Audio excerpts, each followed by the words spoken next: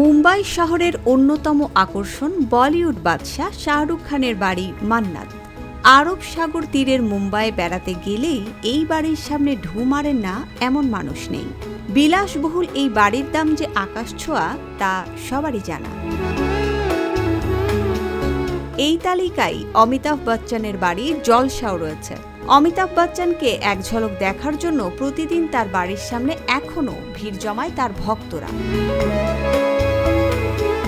তবে বাড়ির দামে শাহরুখ ও অমিতাভকে অনেকটাই পেছনে ফেলে দিয়েছে অন্য এক হিরোর বাড়ি। শোনা যায় শাহরুখের মান্নাতের দাম ২০০ কোটি টাকা আর অমিতাভের জলসার দাম ১০০ কোটি টাকা। বলিউডের অন্য তারকাদের বাড়ির দামও ঘোরাফেরা করে ৫০ থেকে ১০০ কোটির মধ্যে।